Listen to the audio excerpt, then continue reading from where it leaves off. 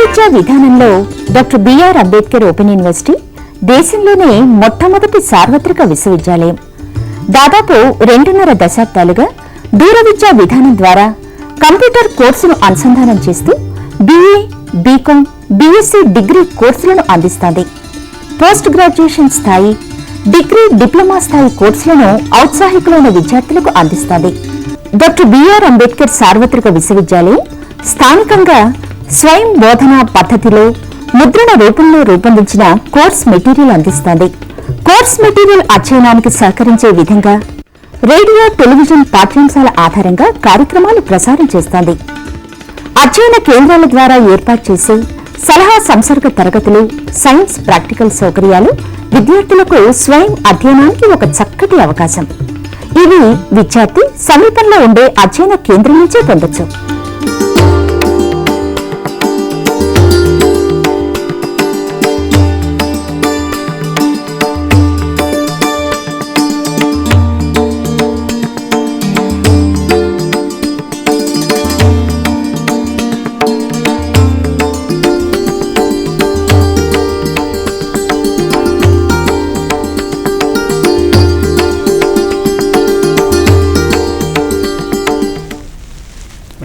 A very warm good afternoon to our viewers, and I welcome all the students of Dr. B.R. Ambedkar Open University Department of Zoology.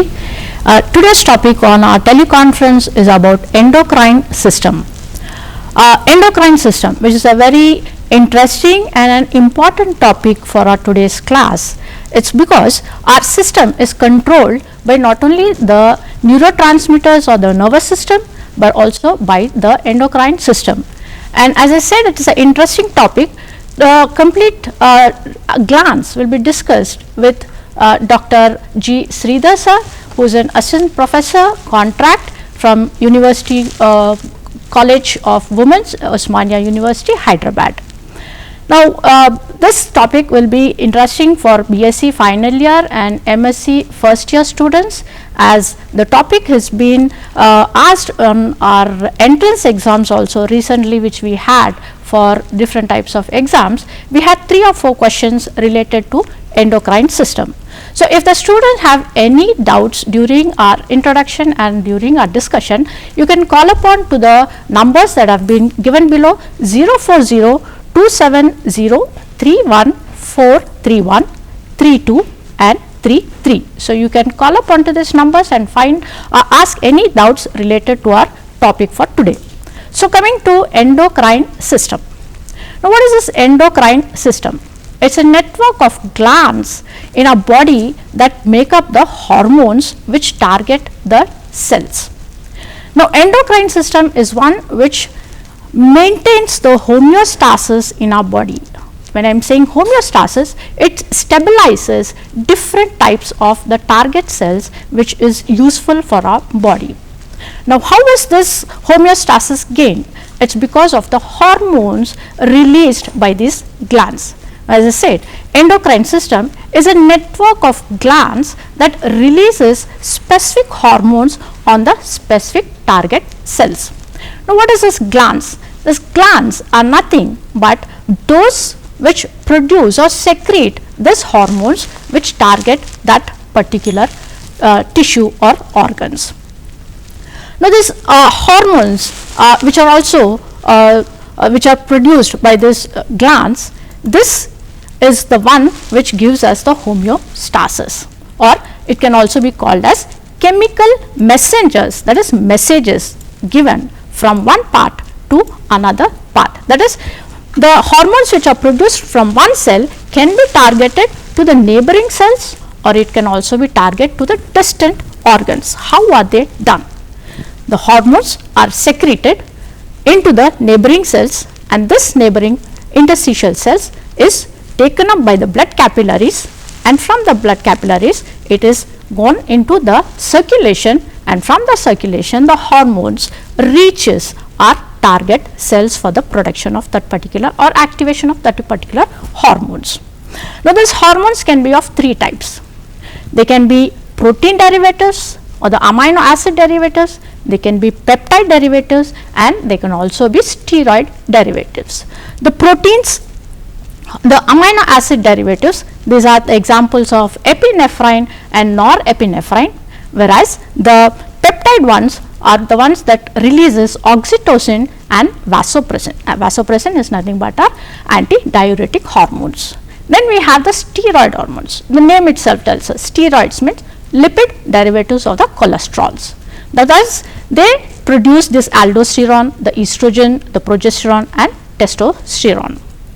Now coming to the, now that you have understood the hormones, now you have to understand what are the different types of glands that are present in our body. Now if you can see in the picture, you have the first, the hypothalamus. Now the endocrine system is in coordination with the nervous system and the immune system.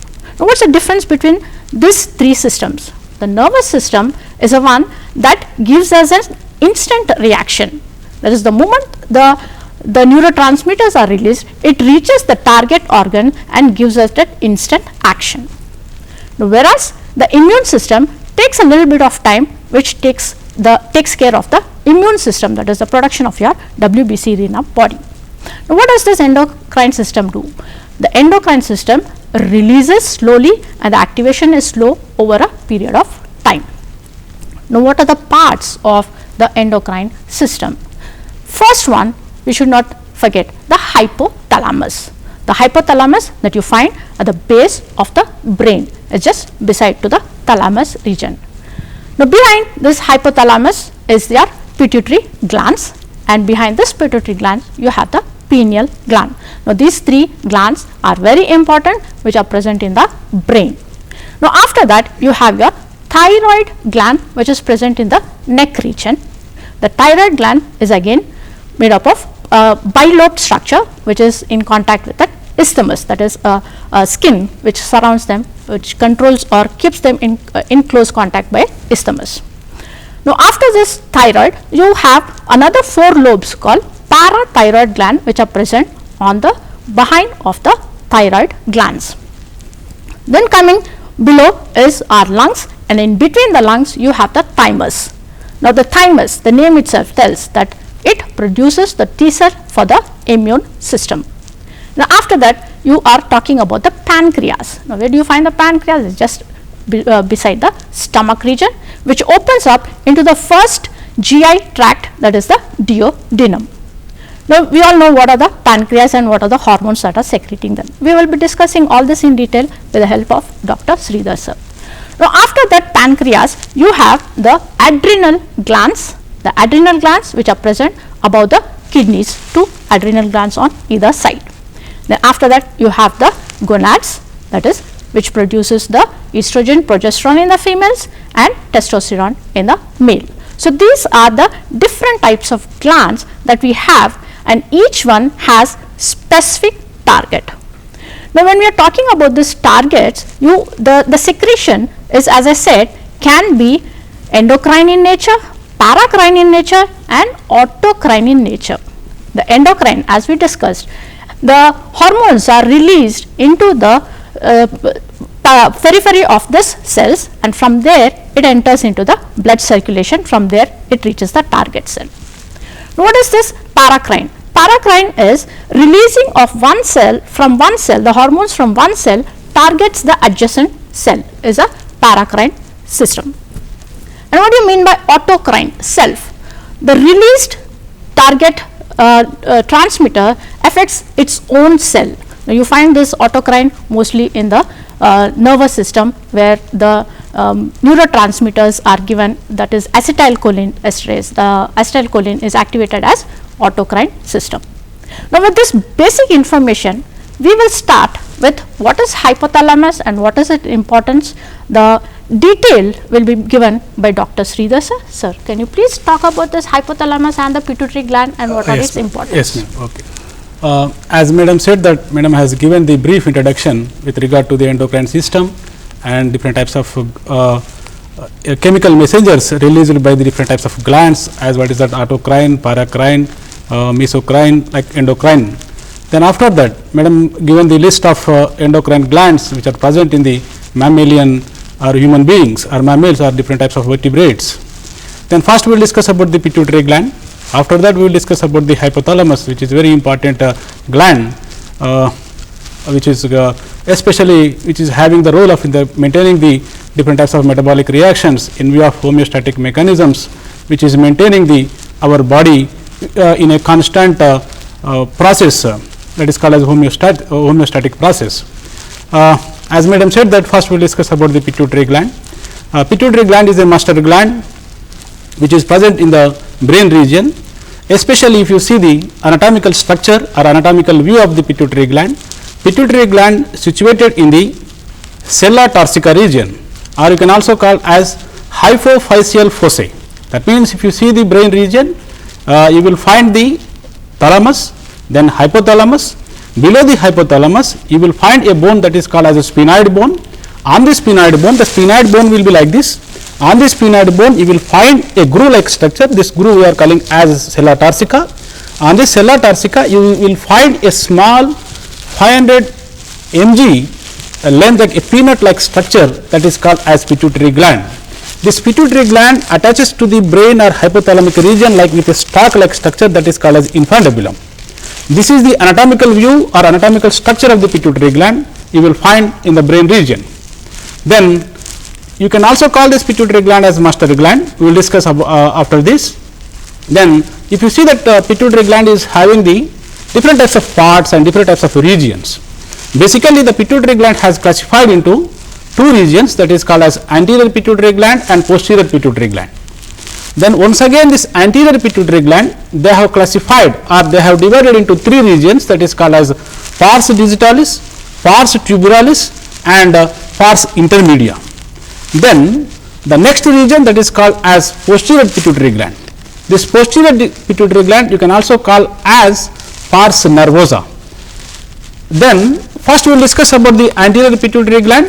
After that, we will discuss about the hormones which is releasing from the anterior pituitary gland and their function and their regulation by the different types of hormones which is released from the hypothalamic region. Then we will discuss about the neurohypophysis, you can also call as posterior pituitary gland. There are two important hormones which is secreted by the posterior pituitary gland as well as their function. This is the way we will discuss about the each gland and their structure and function, their anatomical view and anatomical physiological functions. Then their pathology, especially hypersecretion and what is that hyposecretion. We will find the different types of human diseases, especially in view of endocrine system. Yes, first we will discuss about the structure of the posterior of the pituitary gland. You can see the slide here.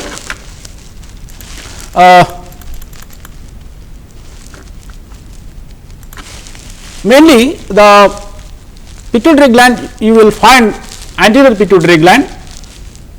In anterior pituitary gland, they have classified into what is that pars digitalis, pars tuberalis and pars intermedia. The main hormones which is secreted from the anterior pituitary gland, that is 6 hormones. You see here, this is hypothalamic region.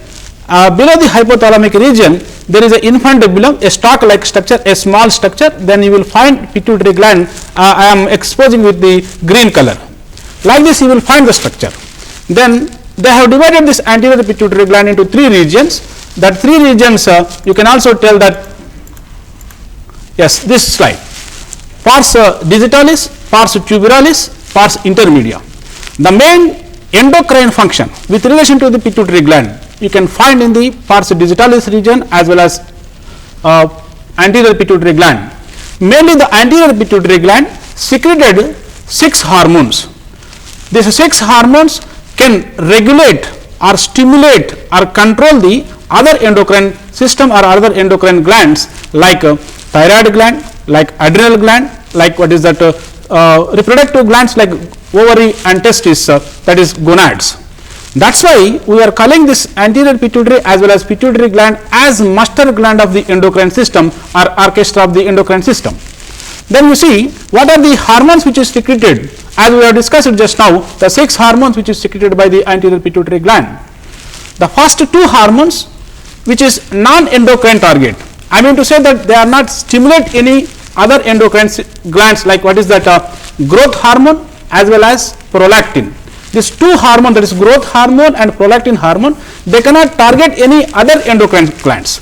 But coming to the other four endocrine hormones which is secreted by the endocrine system or pituitary gland, that is FSH hormone, LH hormone, TSH hormone and ACTH hormone. We will discuss the full form also.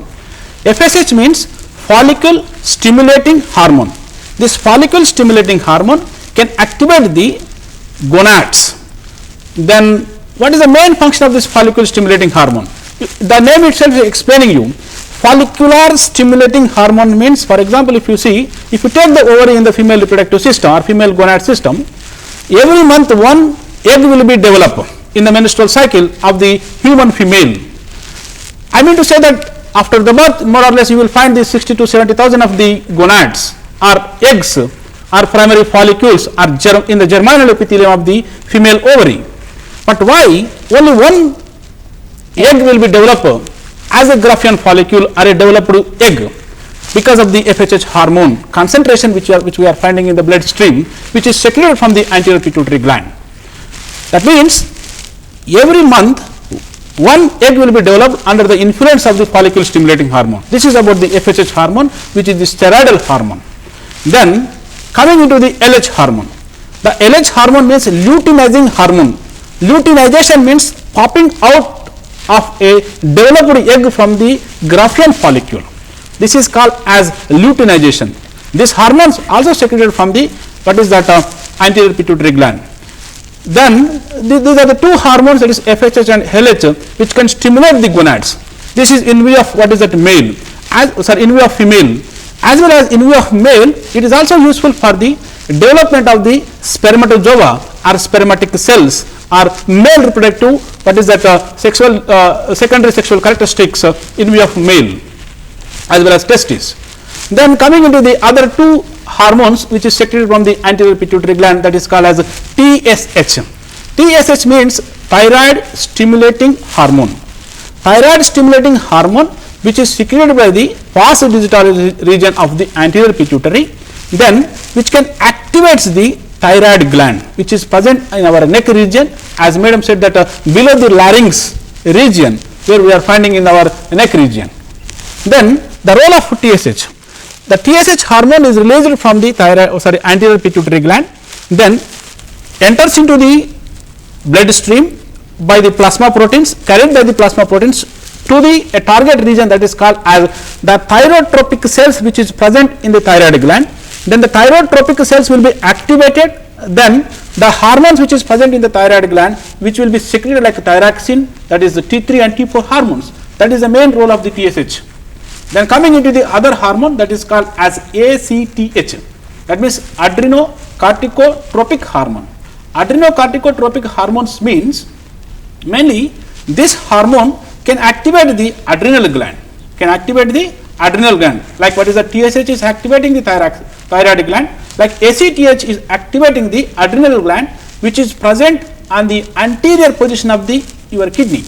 I mean to say that if you see the adrenal gland broad structure, because we will discuss elaborately after some time, if you see the structure of the adrenal gland, you will find mainly two regions, that is called as medulla region and cortex region. This cortex region will release the different types of hormones like what is that mineralocorticoids and sexual corticoids like androgens like testosterone and estrogen hormones. Mainly the cortex region will be activated by this ACTH hormone which is released from the anterior pituitary gland.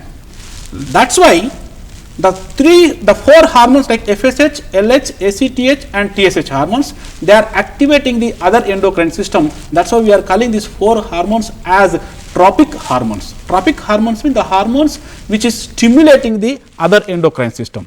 The other non-endocrine organs like GH and what is that prolactin hormone. These two hormones can activate the non-endocrine hormone. Then we will discuss about the prolactin hormone. The prolactin hormone can regulate the mammary glands mainly. That means milk ejection after the parturition. That means after the delivery we need the milk. This milk development in the mammary gland or the follicular cells of the mammary gland will be activated by or stimulated by this prolactin hormone which is synthesized from the or which is released from the anterior pituitary gland. This is about the hormones which is secreted from the anterior pituitary gland. Then coming into the other region, a second region of the pituitary gland, that is called as posterior pituitary gland. You can also call this posterior pituitary gland as pars nervosa. So why we are calling this pars nervosa?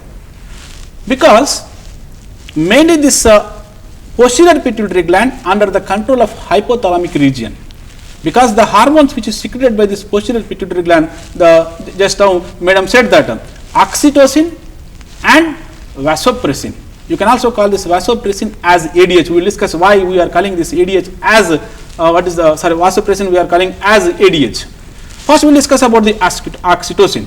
Yes, oxytocin is very, very important hormone, present day scenario as well as in the social system. You can also call this oxytocin as labor hormone. You can also call this oxytocin as motherhood hormone. I mean to say that we will see generally the mother will have more affection than the father on the children's. You can also see the other vertebrates, non-human vertebrates like dogs, like cats. After delivery, if you go near to that mother will like ferocious. It can bite, it can kill you like sometimes. I mean to say that this oxytocin can develop the motherhood characteristics in the mother after the delivery. But the main function of the oxytocin we will find at the time of labor pains. That means it is useful to generate the contractions in the smooth muscles of the uterus. Then the baby will come out from the mother's womb. This is called as parturition process. This is the main function of the oxytocin hormone.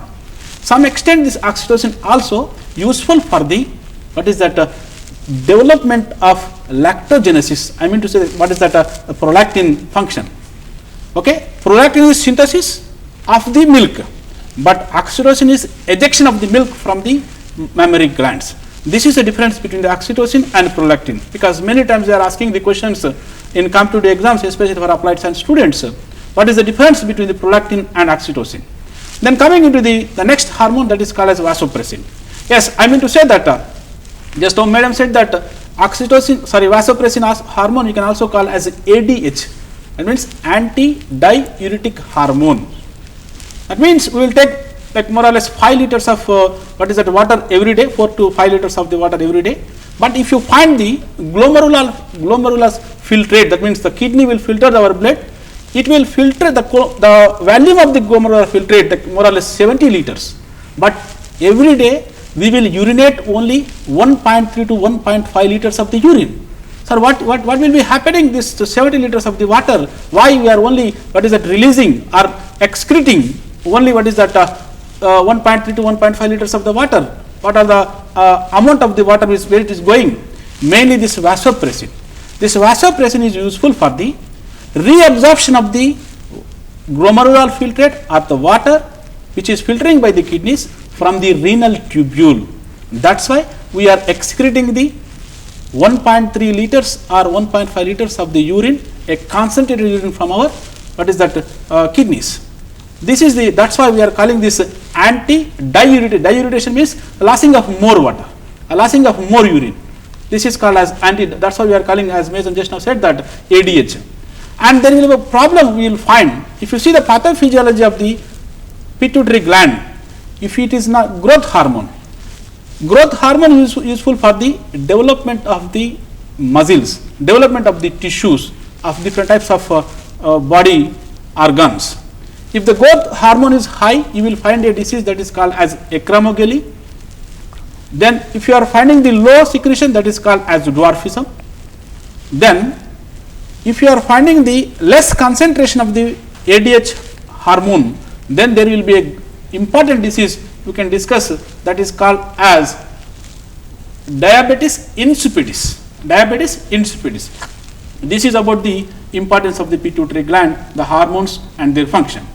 So very well said, sir, about the hypothalamus and the pituitary glands. And viewers and the students, you must have noticed that the pituitary gland is divided into two regions, that is the anterior lobe and the posterior lobe, and you have also understood what are the hormones that are produced by the anterior lobe and the posterior lobe, and you also should have concentrated that the posterior pituitary gland or the posterior lobe of the pituitary gland is in contact with the neurotransmitters. Only then when they get the information from the neurons is the oxytocin and the vasopressin hormones being released. Now sir, you also talked about the different types of the pituitary gland hormones and the hypothalamus, how they are in coordination. Now the viewers would like to understand the role of the thyroid glands and its importance. Yes, madam. As madam said that we will find a sequence of the endocrine glands in the human being. After the pituitary gland, we will find the thyroid gland in our neck region. Especially if you see the trachea, you will find the tracheal region.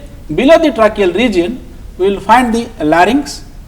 Below the larynx, we will find the one set of, that means one pair of thyroid glands or glands which is present belongs to thyroid. These two glands attached with a connection that is called as isthmus. Mainly the thyroid gland will release the two hormones that is called as a T3 and T4. You can also call this T3 as triiodothyronine. As we have discussed that, I will show the diagram of this thyroid gland. Yes, you can see the slide here. The thyroid gland we will find in the neck region. These are the two lobes which we are finding in the thyroid region. These two lobes are attached with a connection that is called as isthmus. This isthmus which is connecting these two lobes. Then mainly just now we have discussed that there is a hormone which is released from the thyroid gland that is called as the TSH.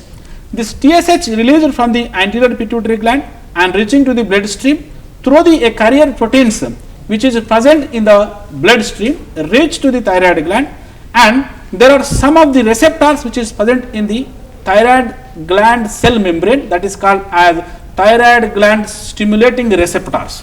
These receptors stimulated after the attachment of the TSH. This TSH will activate the thyrotropic cells which is present in the thyroid gland. Then thyrotropic cells will release this T3 and T4. Sir, what is this T3 and T4? This T3 means triiodothyronine. That means one tyrosine molecule or tyrosine amino acid attaches with the 3 iodine molecule. Then this is called as triiodothyronine. Then once again there is one more hormone that is called as T4. T4 means 4 iodine molecule attaches with the 1 tyrosine molecule.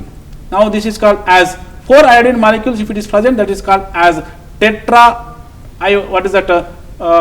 T4. Then if it is present is 3, then that is called as tri. I mean to say that, but out of this T3 and T4, which is the thyroxine? T4 is a thyroxine hormone. But what is the main function of this thyroxine hormone or this T3 and T4? Mainly thyroxine hormone is useful for the development of the metabolic reactions in different types of cells. You see, the thyroxine hormone can develop can stimulate the different types of the cells and maintain the different types of metabolic reactions as well as the BMR, basal metabolic rate in our body. Sir, how it will be present? Mainly this thyroxine hormone can useful for the glucogenolysis as well as gluconeogenesis as well as lipolysis. I mean to say that the main function for the metabolic rate, the main substrate for the metabolic rates or for the respiratory reactions, that is glucose. I mean to say that the thyroxine hormone is useful for the increasing the glucose concentration over the body or availability of the glucose to the cell for the development of the energy in the different types of metabolic reactions. This is the main role of the thyroxine hormone. And one more important thing, what is the source of the iodine in our body? The only one source in iodine in our body, that is food material or the salt which we are taking from our food. That is the only one source. But we will take the iodine as iodide. That's why nowadays in televisions and the government, especially central government, is telling that you please take the iodized salt. This iodide will reach to the cell, and in presence of an enzyme that is called as peroxidase, converting as iodine, this iodine will attach with the your tyrosine amino acid and form the T3 and T4. Especially this T4 is useful for the development and maintaining the different types of metabolic reactions and releasing the energy, optimum amount of the energy for the different types of energy metabolisms in our body. Then coming to the pathophysiology of this thyroid gland, mainly if the thyroid gland thyroxine hormone concentration is more, that is called as hyperthyroidism. If the thyroxine hormone concentration is less, that is called as hypothyroidism. There are different types of the disease you will find in the thyroid pathophysiology, that is called as cretinism, myxoedema, then exophthalmic disease. Finally, we will find a disease that is called as goiter. I mean to say that especially the myxoedema, you will find the bulging between the eyes. That means because of the water deposition below the eyes, then you will find the myxoedema. Then cretinism, this myxoedema and cretinism mainly because of the hypothyroidism. Then you will find one more two diseases that is because of the hyperthyroidism, that is called as goiter as well as exophthalmic diseases. You see, come to the goiter disease, especially in women after 40, we will find a disease that is called as autoimmune hyperthyroidism. I mean to say that after because of the stress, mainly we will find the, if you take that 1:10, if you are finding the autoimmune hyperthyroidism in the 10 women, only one male. But why it is like this? Because there are autoantibodies which you can find against the TSH receptors which is present on the thyrotropic cells. Then the autoantibodies will come and bind on the thyrotropic stimulating cells. Then continuously the TSH will be releasing in the thyroxine is releasing in the thyroid gland, then activating the hyperactivating the metabolic reactions. Then it is causing the goiter disease. Then finally it is leads to the death or fatal conditions, that is called as Graves disease. That means it will take you to the graveyard. This is about the pathophysiology with regard to the thyroid gland. Then coming to the next gland, that is called as a parathyroid gland. Para means, just now said that para means beside. Just now madam said, well, when she is explaining about the autocrine and paracrine. Para means beside, that means adjacent cells. That means the thyroid gland which is parathyroid gland which is beside to thyroid gland, there are 4 lobes you can find. That is that each thyroid gland is having the 2 lobes of the parathyroid glands. Then this parathyroid gland mainly releasing one hormone that is called as parathormone. This parathormone is useful for the calcium metabolism in our body. It's very, very important for the development of the bones, for the development of the different types of the cell communicating system. That is the role of calcium in our body. Okay, I mean to say that somebody is telling that you can go to the sunlight, you will get the D, vitamin D. If you drink the milk, you will get the vitamin D, you will get the calcium. But we need the calcium metabolism. That means entering the calcium or usage of the calcium by the cells or by the tissues, you will 100% we need a optimum concentration of this parathormone. Then madam said that one important gland that is called as the pancreas. Especially nowadays, pancreas is having the high metabolic, that is that importance in our high physiological importance in our body, that is called as pancreas. Just now madam said that glands are 2 types, that is exocrine gland and endocrine gland. But there is a contradictory, there is one more gland, that is a composite gland or complex gland. Yes, pancreas is a exocrine gland, pancreas is a endocrine gland. That's why pancreas is having the 2 types of portions, both exocrine portion as well as endocrine portions. What is the portion of the pancreas which is related to the exocrine? The gland which is secreted their secretions into the ducts or vessels, that is called as exocrine gland, especially digestive glands. You see, pancreas is a exocrine gland. The exocrine part of the pancreas, that is called as acinar cells or pancreatic acini cells. They will release the pancreatic juices into the proximal portion of the duodenum or small intestine, then it is useful for the digestion of the different types of food materials. I don't discuss here.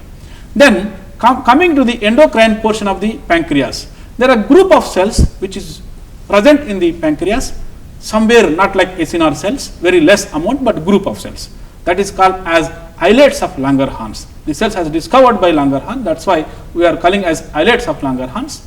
This islets of Langerhans belongs to endocrine portion of the pancreas. That's why pancreas is having the both exocrine as well as endocrine. That's why we are calling as complex gland as well as composite gland. Then what are the important endocrine importance of the pancreas? The endocrine importance of the pancreas is mainly the islets of Langerhans, a group of cells which is containing the three types of cells. The first type of cell that is called as alpha cells, the second type of cells that is called as beta cells, the third type of cells that is called as gamma cells, alpha, beta and gamma. The alpha cells will release a important hormone that is called as glucagon. You can also call this hormone as hyperglycemic hormone. Then beta cells will release a hormone, very important hormone. Now in a present day scenario, especially in view of medical pathophysiology, that is called as insulin hormone. Then the last hormone that is called as a somatostatin, which is released by the gamma cells, or you can also say that omega cells, some books they are giving as omega cells. Then coming into this is the hormones. Then coming into what are the different structural or endocrine function of these hormones? Mainly the glucagon, insulin and somatostatin. First we will discuss about the insulin, because which is very important in view of medical pathophysiology. When we are taking the meal or when we are taking the food, the glucose concentration in the blood will be increased or enhanced. What is the normal concentration of the glucose in our body? That is 110 to 120, what is that milligrams per what is the deciliter. I mean to say that when you are taking the food, the concentration of the glucose will be high, then that glucose will be stored in our body, especially in the hepatic cells or liver cells. But how it will be? Because there is a hormone will be released from our beta cells of the pancreas or islets of Langerhans, that is called as insulin. When it is finding it is getting the signal when you are finding the high glucose level in our body, then this insulin will be released. This glucose in presence of insulin hormone converted as glycogen. This converted glycogen will be stored in the hepatic cells. Like this, the high glucose will be stored in the hepatic cells. When you need it, then this glycogen will be converted as glucose. Then it will be useful for the different types of cellular regulations or cellular reactions. This is the main function of the insulin. When you are not finding the insulin, then this glucose will be find like glucose. Then this glucose will be filtered from the kidney. Then you will find in the urine more glucose. Then that is disease we are calling as diabetes mellitus. Then coming into the second hormone, which is released from the alpha cells of the pancreas, that is called as glucagon. But we are not giving the more importance to the glucagon, because 100% insulin and glucagon have the same importance in view of physiology or in view of physiological function. Because when your body needed glucose, the glucose stored as glycogen in the hepatic cells. This stored glycogen in presence of glucagon converted as glucose, then this glucose will be enters into the bloodstream and works for the different types of or useful for different types of metabolic reactions. That's why there is an important physiological role for the glucagon as well as insulin. Then the last hormone which is released from the pancreas, that is called as somatostatin. There is a less work they have done. What is the research on the somatostatin? According to the literature, the somatostatin will works as the control of the secretion from the alpha cells and beta cells. This is about the hormones which is released from the pancreas. Then next gland which you are finding on the kidneys, that is called as adrenal gland. Adrenal gland having the high importance in view of glucose metabolism, in view of mineral metabolism, in view of synthesis of the your sexual androgens like what is the testosterone, progesterone, estrogen from the different types of gonads like what is that ovaries and testes. First we will see the structure of the adrenal gland. The anatomical view, as madam said that, the anatomical view of the adrenal gland is very simple. You will find the kidneys, the right kidney and left kidney, and the anterior position of the right kidney and left kidney, you will find the one set of the what is that adrenal glands. If you see the structure of the adrenal gland broadly classified or divided into two regions. The upper region we are calling as medulla, the lower region we are calling as what is that cortex. Then if you want to go depth about the adrenal gland structure, the cortex region of the adrenal gland or the adrenal gland classified into or divided into three regions mainly. The first region or peripheral region, that is called as what is that zona glomerula. That means the zone which is present upper region, that is called as zona glomerula. Then the second region of the adrenal gland, that is called as zona fasciculata. Then the third region, that is called as zona reticularis. These are the three important regions which we are finding in the adrenal gland. Then out of these three regions, the first region, that is called as zona glomerula, only 10% which is taking the part of the adrenal gland. Zona fasciculata is big, like what is that more or less what is that 80% of the adrenal gland contained by this zona fasciculata. Then very less region, that is called as zona reticularis. Then we will see what are the hormones which is released from these three regions. Zona glomerula mainly releasing the hormone that is called as glucocorticoids. Glucocorticoids. The main glucocorticoid which is released from the region of the zona glomerula of adrenal gland, that is called as aldosterone, which is useful for the glucose metabolism. That means in way of indirectly you can say that the glucose will be synthesized from the different types of the source. For example, if you are synthesizing the glucose from the non-carbohydrate source, that is called as gluconeogenesis, lipolysis, or what is that glycogenolysis. Mainly the glucose concentration increasing in our body, this is called as the glucose metabolism by aldosterone.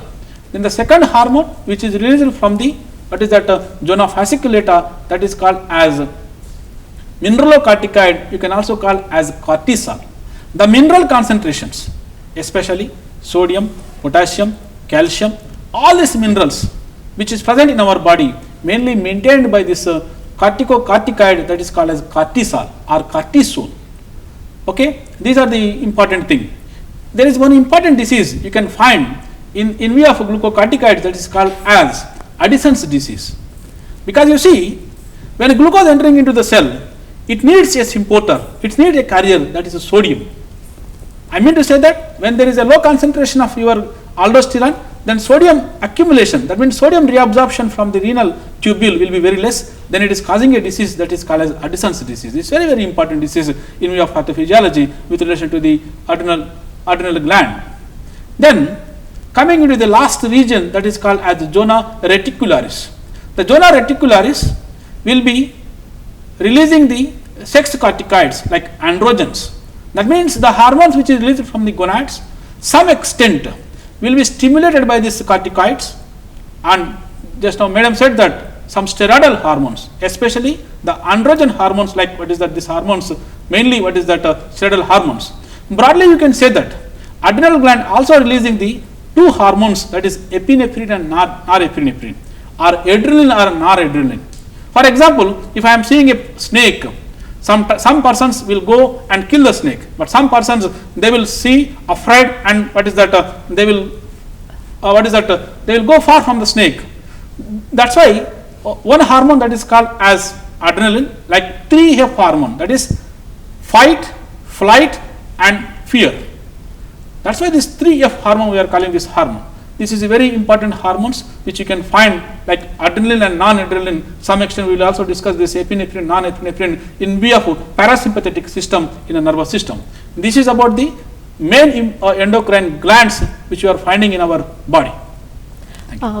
Very well said about all the different types of the endocrine system or the glands of the parathyroid, the thyroid glands, the pancreas and the adrenals. Now, the students, you have to understand that in the thyroid, as sir said, the most important is the T3 and the T4 hormones that are useful for the metabolic activities. And also sir also said, stressed on the importance of iodine in this particular hormone. As we have seen that iodine is very much important during the fetus development, that is during the development of the brain, the iodine is so important that it increases the intellectual quotient in a child. Any deficiency will lead to compromise of the intelligent quotient in the children. So, that is the reason why we have these advertisements for the iodized salt, where they stress upon the need of the salt. Not only in the salt, we find naturally in other foods like the fishes, that is a marine fish usually has lots of this iodine. So, it is very good to take marine fishes as our daily diet, or if not daily, you can just use it in a weekly basis. And you also find this in the milk products, the cheese products, and also in some vegetables you find the iodine. So, that is the importance of iodine in our system, which we have to maintain, otherwise we will have a hypothyroidism or hypothyroidism problem, as that is of the goiter. So, luckily nowadays we do not find much of this goiter disease, that is because of the iodine present in our diet, which we are taking it in a regular way. Now, coming to pancreas, we had also seen about the hormones, very important hormones, the insulin and the glucagon. Now, you can understand why we were talking about the hormones maintains the homeostasis in our body. Insulin and the glucagon, which maintains the glucose level in our body. If the glucose is increasing, insulin acts upon it to store the excess glucose, because we do not want to waste the excess glucose. So, we want to store them in our liver or in a form of fat, and then if there is less glucose, that is during starvation or during fasting, you must have wondered how you are able to fast. One day you are eating all the 3-course meal, and another day you try to fast yourself. Now, why are we able to survive even during fasting is because the stored glycogen or the stored glucose which is present in our body is broken down and released into the bloodstream, which maintains the homeostasis in our body. Now, if there is any problem in this, then you have this type 1 and type 2 diabetes, which will ask, sir, what is the difference of type 1 and type 2? And then you must have also listened to the adrenal glands, that is the hormones of the adrenal glands, and you must have also seen this fight or flight mechanism. Now, these hormones are the ones which makes each and every person different from one another. That is because of the production of the hormones. So, as sir said, some people are ready to fight, some people run away, is all because of the production of the hormones in us. And then you will also find that when you are driving a vehicle at a higher speed, you have an adrenal rush. That is a satisfaction that you have, that you are achieving something, or a satisfaction of, yes, you are doing something great, is because of this adrenal hormones. Sir, the viewers would like to know what is the difference between type 1 and type 2 diabetes of this pancreas. Okay, madam.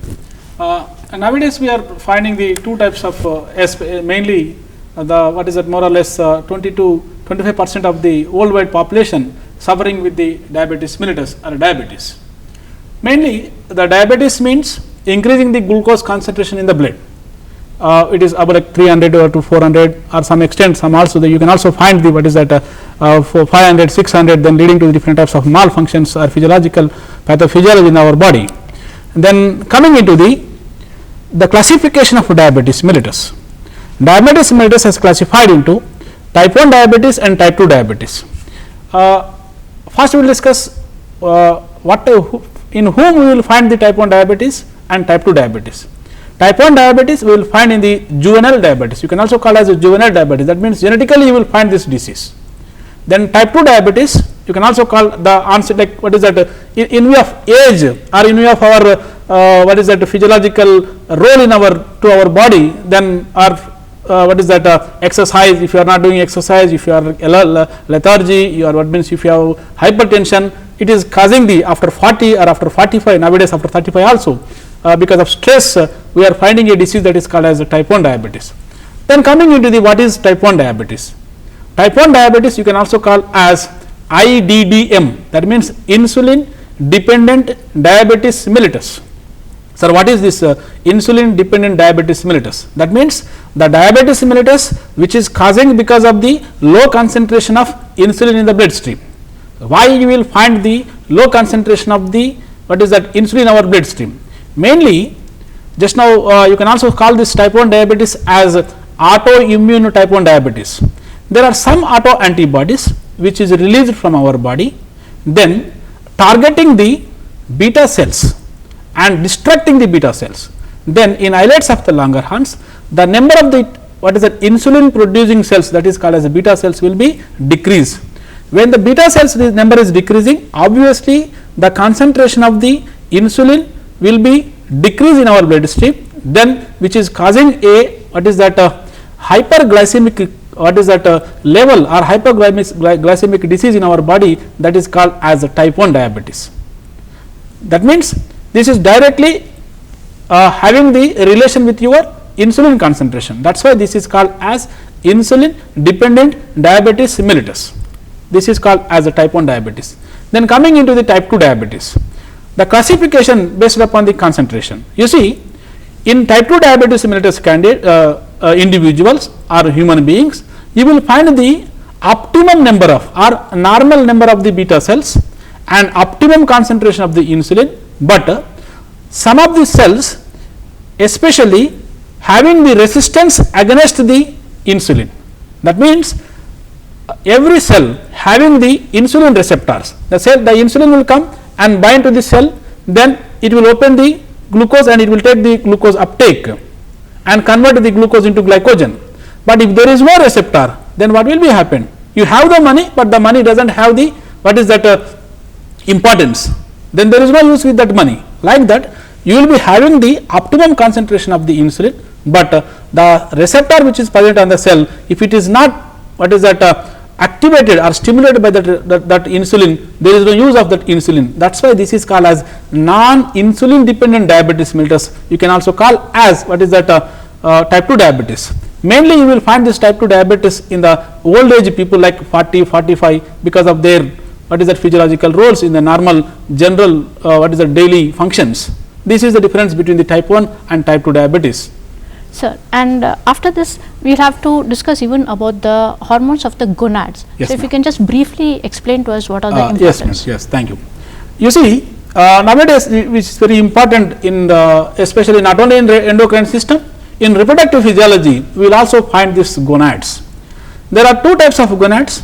Mainly you will find, if you are talking about the females, we will find the ovary as the gonads. If you are talking about the males, we will talk testis as the gonad. These are the two types of gonads, that means ovaries and testis. We won't discuss male and female, we will discuss as ovaries and testis. Ovaries will release the two important hormones, that is estrogen and progesterone. Estrogen and progesterone. Mainly estrogen will be produced or synthesized from the what is that Graafian follicle, that means developed egg. The Graafian follicle will release a secondary sexual hormone that is called as estrogen. This estrogen mainly useful for the development of the what is that secondary sexual characteristics in the female individual. Not only secondary sexual characteristics, it is also useful for the maintaining the pregnancy. Then coming into the second hormone, that is called as progesterone hormone. After just now we said that we discussed about the LH hormone. That means the developed egg will take out from the Graafian follicle or pop out from the Graafian follicle. Then we will find a shell. That shell we are calling as a Graafian follicle shell, that is called as Corpus Luteum. This Corpus Luteum also will release a steroidal hormone that is called as progesterone. This progesterone is useful for the maintaining the pregnancy as well as releasing the what is that some extent of estrogen. That means maintaining the optimum concentration of the estrogen. This is the main two hormones which is released from the gonads. Then some extent what is that your placenta also will release the estrogen. Then coming into the male what is that reproductive hormones from the testis, there is one hormone that is called as what is the testosterone. In testis we will find the two types of cells. If you see the what is the histology of the testis, we will find the two types of the cells, that is called as Leydig cells and Sertoli cells. Leydig cells will release the secondary sexual hormone in the male that is called as testosterone. This testosterone is useful for the development of the spermatozoa or spermatids, the active cells which is useful for the fertilization with the egg, that is called as what is the testosterone.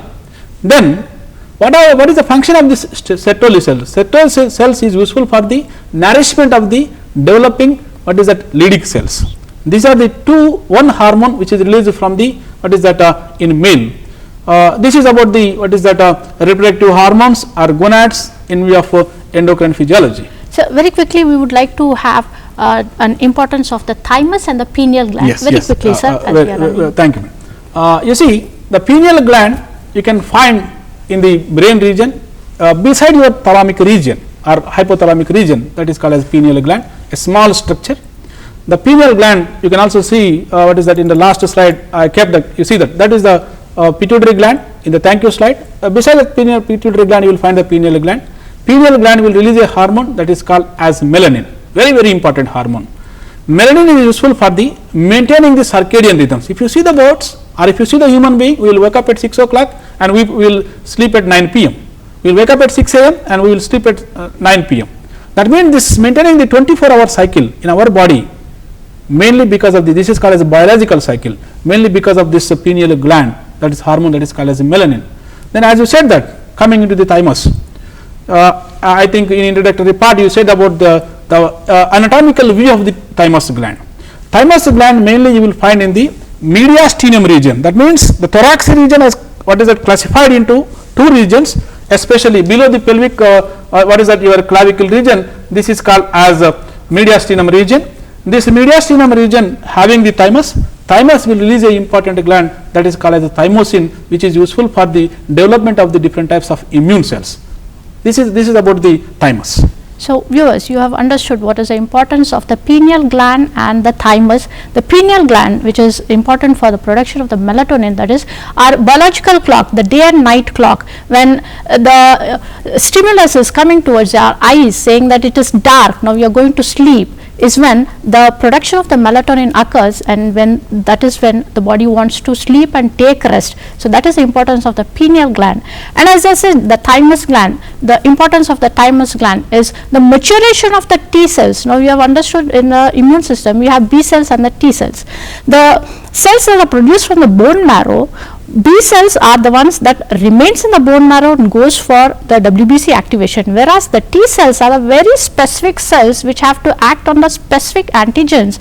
So they go into the thymus for the maturation, that is they have to graduate themselves to exactly fight against that specific antigen. So they have to mature in the thymus cells and then get into the immune system for the activity of the WBCs. So these are some of the important points on the endocrine system. And other than this endocrine system, we have secondary endocrine system, that is the main endocrine system we found is the pituitary gland, the thyroid gland, the pancreas, the adrenal glands and the gonads. Now other than this, you have some secondary endocrine glands, that is our bone, the heart, the liver, the kidneys, and of course you have even the gonads. So there are different types of hormones that are produced in according with the main of the endocrine system. Students, we have lots to discuss on this endocrine system, and because we are running out of time, we will have to stop our program at this time. And as I said, if you have any doubts, you can call upon the number to the Department of Zoology, Dr. Ambedkar Open University, and you can clear your doubts. Thank you very much, Dr. Sridhar, for a beautiful explanation of the endocrine system. Thank you, viewers.